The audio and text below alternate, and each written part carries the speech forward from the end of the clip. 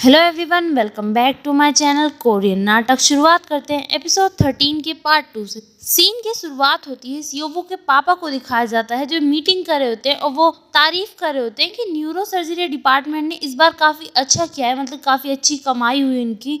पिछली बार से $2 मिलियन ज़्यादा डॉलर उन्होंने कमाए हैं। डॉक्टर किम तभी सियोवो के पापा से कहते हैं कि मैंने आपसे कहा था ना, ये सब इसी वजह से हुआ है कि प्रोफेसर होंग जी होंग यहाँ पर आए हैं और वो पिछली बार हमारे साथ नहीं थे। तभी सियोवो के पापा कहते हैं कि ये इस वजह से हुआ है कि वो जो सर्जरी की वीडियो थी ना, जो ओलंपिक खिलाड़ी थी ली सोजिन, इस वजह से हुआ है। और मैं तुमसे इसी मार्केटिंग के बारे में तो बात करता हूँ, पर तुमने जो ना इस बार मेरी बात मानी तो मैं काफ़ी खुश हूँ तुमसे। और अगर तुम ऐसे ही मेरी बात मानते रहे ना, मैं जो ना तुम्हारे डिपार्टमेंट के सभी लोगों की क्रेडिट कार्ड की लिमिट बढ़वा दूंगा और छुट्टियाँ बढ़ा दी जाएंगी। और मैं काफ़ी अच्छा इंसान हूँ अगर तुम मेरे साथ अच्छे से काम करना चाहो। और अब हमारे हॉस्पिटल की नई शुरुआत होने जा रही है। अब हम सीनियर हेल्थ केयर सेंटर की तरफ आगे बढ़ेंगे और डॉक्टर किम ये सब देख रहे होते हैं और वो कहते हैं कि अब जो ना हमारा हॉस्पिटल 21वीं सदी का हॉस्पिटल बनेगा। तभी सभी उनके लिए क्लैपिंग करने लगते हैं। डॉक्टर किम भी वहीं पर बैठे हुए होते हैं। वहीं सीन चेंज होता है, उस डिलीवरी मैन और उसके बच्चों को दिखाया जाता है जो मिस्टर होंग के साथ बैठे हुए होते हैं। मिस्टर होंग कहते हैं कि आपके बच्चे के दिमाग में कुछ प्रॉब्लम है, पर मैं ऐसे पूरी तरीके से नहीं कह सकता 100% श्योरिटी के साथ। आपको MRI कराने होंगे, उससे पता चल जाएगा। तो वो कहते हैं अच्छा। फिर मिस्टर होंग उनकी तरफ देखते हुए कहते हैं कि आपको कोई चीज़ दिक्कत आ रही है? तो वो कहते हैं नहीं, बिल्कुल भी नहीं। तभी उनका बच्चा कहता है कि पापा हम कब जाएंगे यहाँ से? वो डिलीवरी मैन कहता है कि बस हमारा होने ही वाला है, हम जाने वाले हैं, तुम 2 मिनट रुको बस। तो वो बच्चा कहता है कि नहीं, मुझे ऐसा लग रहा है मैं पैंट्स में सूसू कर दूंगा, कि हमें अभी चलना चाहिए। तो वो डिलीवरी मैन मिस्टर होंग से कहते MRI वगैरह जो है इन सब इसी चीज़ों में कवर हो जाएंगी। तो मिस्टर होंग उन्हें बताने लगते हैं कि नहीं। तभी वो बच्चा वहाँ से भागकर चला जाता है। मिस्टर होंग उन्हें देखकर हंसने लगते हैं। तो आदमी मिस्टर होंग को सॉरी कहता है और वहाँ से जाने लगता है। मिस्टर होंग कहते हैं कि कोई बात नहीं, ये बच्चे हैं, बच्चे ऐसी हरकत करते हैं। वहीं उस बच्चे को बाहर दिखाया जाता है, वो भागकर जा रहा होता है। आगे सियोवो आ रही होती है, वो सियोवो से टकराकर नीचे गिर जाता है। सियोवो से कहती है कि बेटा तुम ठीक हो, ध्यान से चला करो। तो वो कहता है हाँ मैं ठीक हूँ, आप ये बताएं जल्दी से कि रेस्ट रूम कहाँ है, यानी वॉशरूम कहाँ पे है।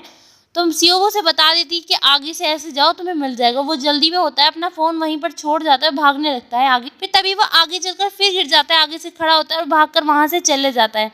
तभी सियोवो वॉशरूम के बाहर उस बच्चे का इंतजार करी होती। जैसे ही वो बच्चा अंदर से निकलता है, सियोवो उस बच्चे को पकड़ लेती है। वो सियोवो को देखकर हंसने लगता है। सियोवो उसे उसका फ़ोन दे देती है।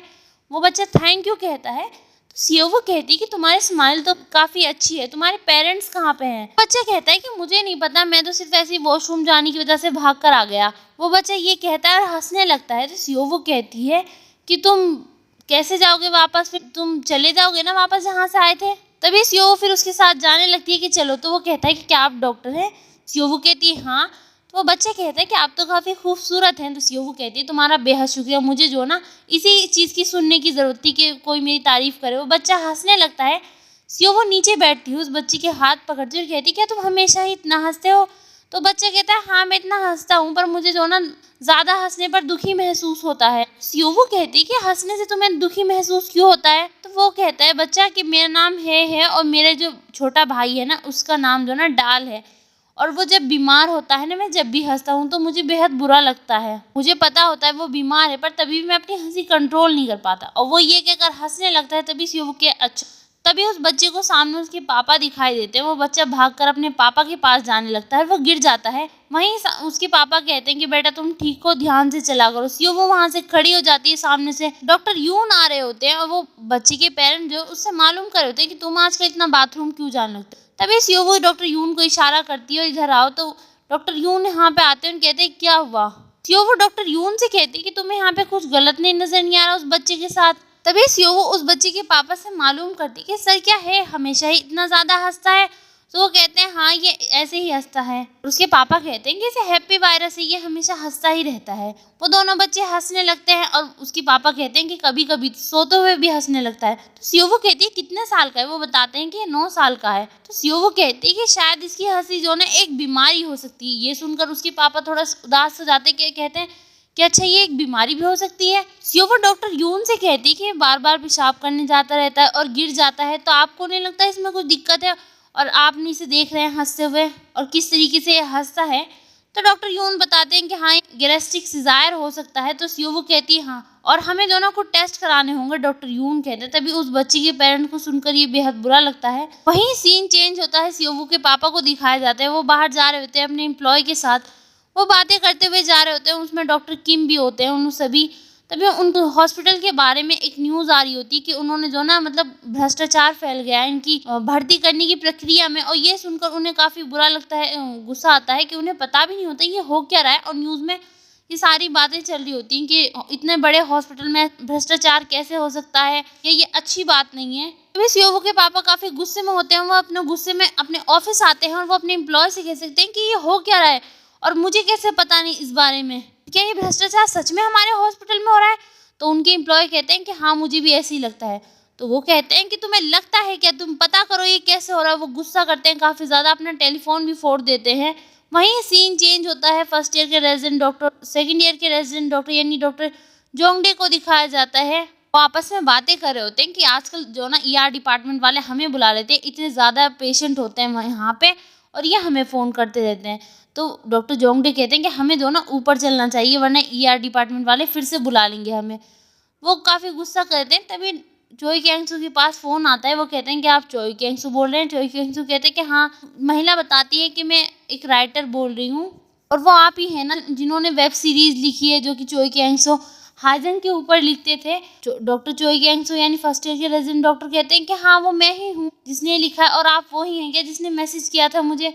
तो वो महिला कहती है हाँ मुझे आपकी कैरेक्टर काफ़ी पसंद आए और उसकी मॉडल जो है वो रियल पर्सन है ना, मैं दोनों उनसे मिलना चाहती हूँ, अपने शो के लिए उन्हें बुलाना चाहती हूँ। फर्स्ट ईयर के रेजिडेंट डॉक्टर कहते हैं कि क्यों। तो बताती हैं कि मुझे लगता है वो मेरे शो के लिए ना बेहद ही परफेक्ट इंसान रहेंगी, इतनी खूबसूरत हैं और जिस इंसान ने इतनी मुश्किलों के बाद एक डॉक्टर बनी है तो ये काफ़ी अच्छी बात है। तो फर्स्ट ईयर के रेजिडेंट डॉक्टर कहते हैं कि मुझे लगता है वो टीवी पर कभी नहीं आएंगी। तभी वो राइटर महिला कहती कि आपको इतना भी श्योर नहीं होना चाहिए कि आप ना करें, एक बार मालूम तो कर लेते। तो फर्स्ट ईयर के रेजिडेंट डॉक्टर भी कहते हैं कि आपको भी इतना श्योर नहीं होना चाहिए, मैंने आपको बताया ना। और मैं आपसे माफ़ी चाहता हूँ, आप जो ना वेब सीरीज़ को एंजॉय करें। ये कहकर फर्स्ट ईयर के रेजिडेंट डॉक्टर फ़ोन रख देते हैं। वो डॉक्टर जोंगडे कहते हैं कि क्या हुआ। वो कहते हैं कि लगता है जो ना डॉक्टर यो हाइजंग मुझे मारने वाली है अगर उन्हें पता चल गया इन सब के बारे में। वहीं हाइजंग को दिखाया जाता है। हाइजंग मिस्टर होंग को देखती है और हंसते हुए उन्हें फॉलो करने लगती है। मिस्टर होंग हाइजंग को देखते हैं। जैसे ही हाइजंग मिस्टर होंग की तरफ जाने लगती है तभी वहाँ से फर्स्ट ईयर के रेजिडेंट डॉक्टर और डॉक्टर जोंगडे आ जाते हैं। वो हाइजंग से कहते हैं कि डॉक्टर आप कहाँ पर जा रही हैं। हाइजंग कहती है कि मैं खाना खाने जा रही हूँ। तो वो कहते हैं अच्छा क्यों ना हम भी आपके साथ कैफेटेरिया में चलें। हाइजंग उनसे कहती है कि क्या तुम्हारे पास इतना ज़्यादा टाइम है कि तुम कैफेटेरिया में खाना खाओ। तो डॉक्टर जोंगडे कहते कि नहीं मुझे तो बहुत सारा काम है और उसे भी इतना सारा काम है ना कि अपने सर भी ऊपर नहीं उठा सकता। और वो फर्स्ट ईयर के रेजिडेंट डॉक्टर के गले में हाथ डालते हैं, उन्हें वहाँ से लेके जाते हैं कि चलो कैंगसो यहाँ से चलो। कैंगसो कहते हुए जाता है कि नहीं मुझे कुछ उन्हें बताना है, मुझे नहीं जाना। तो कहते तुम्हें क्या बताना है।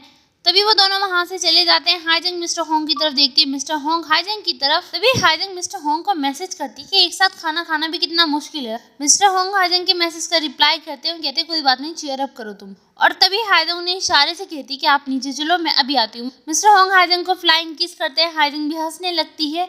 मिस्टर होंग नीचे कैफेटेरिया में खाना लेकर टेबल के पास बैठने वाले होते हैं। जैसे ही वो देखता सामने इंजो डॉक्टर पारेन बैठे हुए थे। डॉक्टर पारेन मिस्टर होंग को अपने पास बुला लेते हैं कि इधर आ जाओ इधर आ जाओ। मिस्टर होंग को ये देखकर अच्छा नहीं लगता पर फिर भी उन्हें मजबूरी में वहाँ जाना होता है। वो वहाँ पर बैठ जाते हैं और इंजो कहने लगती है कि तुमने तो ये कहा था कि तुम यहाँ पे ब्रेकफास्ट नहीं करने वाले जब मैंने कहा था तुमसे हमारे साथ करने के लिए।